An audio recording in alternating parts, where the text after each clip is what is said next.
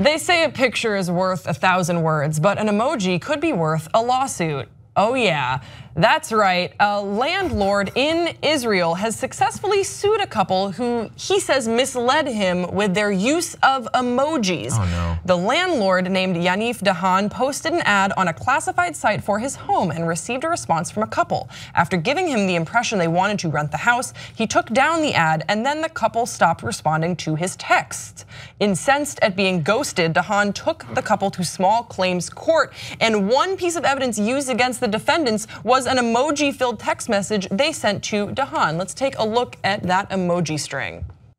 All right, so we have a dancing woman, two dancing Playboy bunnies, a peace sign, I believe that is a shooting star. Yep, looks like it. A chipmunk and a popped bottle. Of champagne. Of champagne, yeah, not just any sort of popped bottle. So the judge, bearing all this evidence in mind, the judge ruled in Dahan's favor and ordered that the couple pay him roughly around $2,000. He is quoted as saying, "These icons convey great optimism. Although this message did not constitute a binding contract between the parties, this message naturally led to the plaintiff's great reliance on the defendant's desire to rent his apartment." I'm kind of at a loss here, Jay. Me too, Grace. I have no idea how that string reads. I mean, I guess optimistic because you're dancing and you're having a good time. I've never seen anybody dance. Yeah, can we go back to the string again? Accepted. Let's go back to the string of emojis. My high Let's school see what that prom. looks like. So, Okay, Jay. dancing lady. Yeah, how do you dancing interpret ladies. this? I consider myself pretty well versed on emoji interpretation. I minored in it in college. I don't understand how this is supposed to be. It's like, hey, we're happy to shooting. I got it. Honestly, the first three, they make sense. And then once you get to the shooting star, the chipmunk, and the champagne, it turns into gibberish. All right, let's come back because I know exactly what this means. What does it mean? I have figured it out. So first of all, they're saying, hey, like with the dance move, it's like, hey, we the couple, because it's two people dancing, are like, we can't wait to hang out. So excited to be ready. Yeah, what good favor, shooting star, that we have that found this apartment. Also, where we can feed chipmunks. Well, I was gonna say also we have a pet chipmunk. Oh, okay. And when we move in, we're gonna be popping some bottles. That's what I got from it. So I totally side with the landlord on this. Also, it's such a small claim. Like they've got to be really kicking themselves.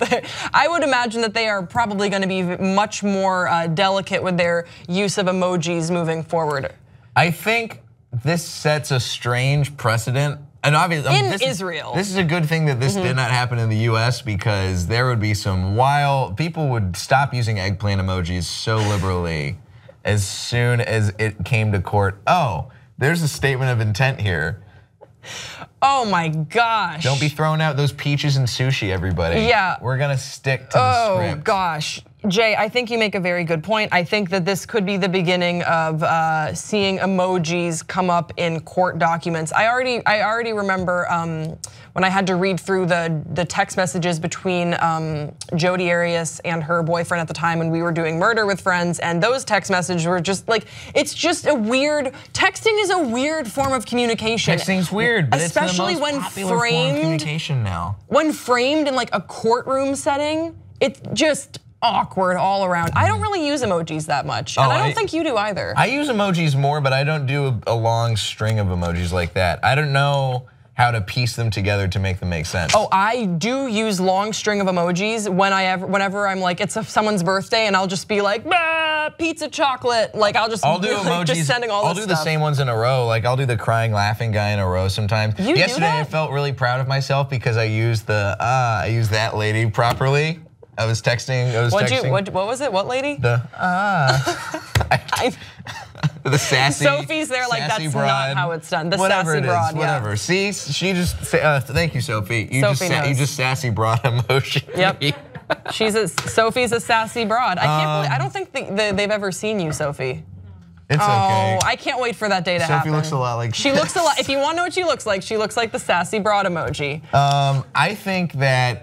Look, emojis being used in any kind of court case is very strange, but I guess it's one of those things that was bound to happen eventually.